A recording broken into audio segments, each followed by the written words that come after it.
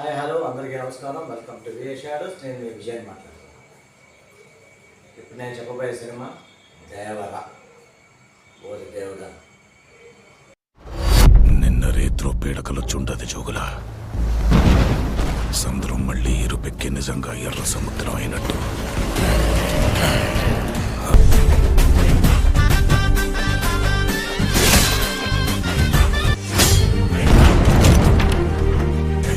చెప్పినాడని ఈ సినిమాలో జూనియర్ ఎన్టీఆర్, సైఫ్ అలీ ఖాన్, శ్రీకాంత్, ప్రకాష్ రాజ్, మురళీ శర్మ, అజయ్, జాన్వీ కపూర్ ఇలా కొంతమంది యాక్టర్స్ యాక్ట్ చేస్తున్నారు. సో డైరెక్షన్ తీసుకుంటే Koratala Siva, music Anirudh Ravichandran, editing Sreekar Prasad. Editing వరకు okay, not bad. Anirudh music extraordinary బాగా చేశాడు. ఆ స్కోర్ లేకపోతే సినిమా చూడలేను. ఫస్ట్ హాఫ్ సో ఒక డ్రాగ్ అంతేమీ దానికి. సెకండ్ హాఫ్ ఒక రకంగా పర్వాలేదు, సో చూడబులుగా ఉంది. సబ్జెక్ట్కి వస్తే సముద్రంలో ఒక కొండ, ఆ కొండ మీద ఒక 4 గ్రామాలు. వాళ్ళ వృత్తి ఏంటంటే ఇక స్టీమర్లో పోయే ఇదంతా వాళ్ళు స్మగ్లింగ్ చేసి పొల్యూషన్కి వాళ్ళు ఇచ్చేవాళ్ళు. దాంట్లో ఏంటి స్మగుల్ గూడ్స్ అంటే గన్స్ అని బాంబ్స్ అని వెళ్తుంటాయి. దాన్ని వాళ్ళు ట్రాక్ చేసి ఇస్తుంటే ఆయన డబ్బిస్తుంటారు. ఇలా జరుగుతూ ఉంటుంది. ఒకసారి నేవీ వాళ్ళు రైడ్ చేసినప్పుడు వాళ్ళు పట్టుకున్నప్పుడు సో ఒక సెంటిమెంట్ డైలాగ్ వల్ల ఎన్టీఆర్ మారుతారు. సో మనం ఇట్లా చేయకూడదు, మనం దాన్ని చేయాలి, మార్చాలని చెప్పని ఏం చేస్తారంటే అందరికీ పిలిచి ఇట్లా మనకు వద్దు ఎదుగుతాయి. సో 3 గ్రామాల్లో ఒక గ్రామంలో శ్రీకాంత్ పెద్దగా ఉంటాడు కాబట్టి అతను న్యూట్రల్గా ఉంటాడు. మిగతా 2 గ్రామాల నాయకులు సైఫ్ అలీ ఖాన్ ఇంకొక అతను వచ్చి వాళ్ళు అగేన్స్ట్గా ఉండి వాళ్ళు చేయాలని చెప్పారు. సో వీళ్ళు భయం అనేది అంటే వీళ్ళు కరుడు పెట్టిన వాళ్ళు వీళ్ళు భయం అనేది తెలియదని చెప్పని వీళ్ళు భయం తీసుకురావాలని చెప్పని ఒక ఇన్సిడెంట్ అయితే అవుతుంది. దాంతో ఒక భయం అనేది క్రియేట్ అవుతుంది.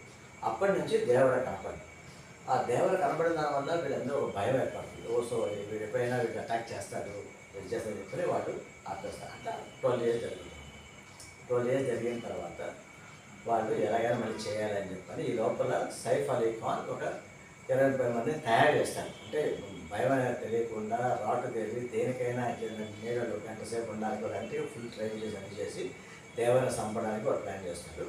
ఈ లోపల సెకండ్ జనరేషన్ వాళ్ళు అంటే శ్రీకాంత్ కూతురు కానివ్వండి, సైఫ్ అలీ ఖాన్ తమ్ముడు, ఇంకొక పెద్ద మనిషి కొడుకు, ఇట్లా వీళ్ళంతా ఎదుగుతారు. సెకండ్ జనరేషన్లో పైకి వస్తారు అన్నమాట. అంటే చిన్నపిల్లలుగా చూపిస్తారు, వాళ్ళు పైకి వెళ్తారు.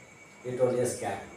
సో వాళ్ళకి ఏంటంటే దేవరని చంపాలా, దేవ ఎప్పుడు వస్తారా ఏంటని వాళ్ళు రాసుకుంటారు. సో ఇది ఒక నరేషన్ పోతూ ఉంటుంది. సో సెకండ్ జనరేషన్ ఎవరంటే సెకండ్ జనరేషన్ దేవత కొడుక మళ్ళీ జూనియర్ ఎన్టీఆర్ వరాల పేరుతో ఇంట్రడ్యూస్ చేస్తారు. కాకుంటే అతనికి భయస్థులా చూపిస్తారు అన్నమాట. సో గొడవలన్నా ఏదైనా భయం ఉంటుంది, అది చూపిస్తారు. సో అలా పోతుంటుంది.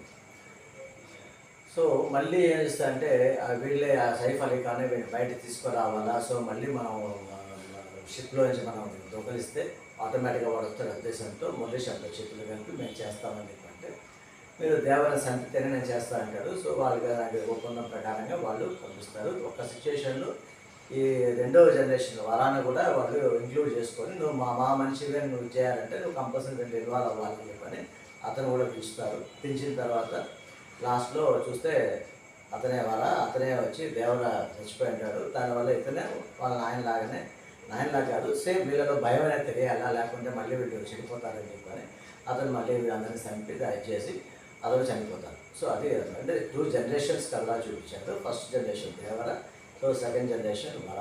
సో వాళ్ళ నాయన చెప్పి ఆ భయం అనేది లేకుండా ఉన్నా కూడా కానీ ప్రజల్లో మార్పు రావాలంటే భయం అనేది తెలియాలనే ఉద్దేశంతో ఇతను అలాగే చేస్తారు. సో 2 generations తోటి నాకు తెలిసి 3rd generation కూడా ఇలా తీసుకెళ్తారేమో కొట్టాల్సిగా. ఇట్లా ఎన్ని జనరేషన్స్ తీసుకెళ్ళొచ్చాను, 47 జనరేషన్ తీసుకున్నా కూడా ఎవరు చెప్పడం లేదు. కానీ ఓవరాల్గా తీసుకుంటే ఫస్ట్ హాఫ్ వరకు పెద్ద ఏమీ సినిమా ఇంప్రెసివ్గా లేదు. సెకండ్ హాఫ్ ఒక రకంగా పర్వాలేదు, స్టంట్స్ కానీ ఇవన్నీ బాగానే ఉంది. ఓవరాల్గా cinema above average cinema. Expect చేసినంత లేదు, అంత ఖర్చు పెట్టి కూడా వేస్తాం. అంటే జనరల్గా ఎంతమంది ఈ టైప్ ఆఫ్ స్టోరీస్ అంతా మనం ల్యాండ్ మీద చూపిస్తాము, అంటే సిటీలోనో లేకుంటే వేరే కంట్రీ చూపిస్తాము. ఇక సముద్రాన్ని దాన్ని బేస్ చేసుకొని నేను చూపించాను అంతకే. కానీ అంతకుమించి ఇంకేరే సినిమాలో ఖర్చు అయితే చాలా ఎక్కువ పెట్టినట్టు అనిపించింది. అంత ఖర్చు దానికి అంత అవసరం లేదనిపించింది ఓవరాల్గా. సో ఓవరాల్గా average movie. Please do watch in theatres. మీకు ఇష్టమైతే భరించగలను అనుకుంటే. Okay, thank you very much.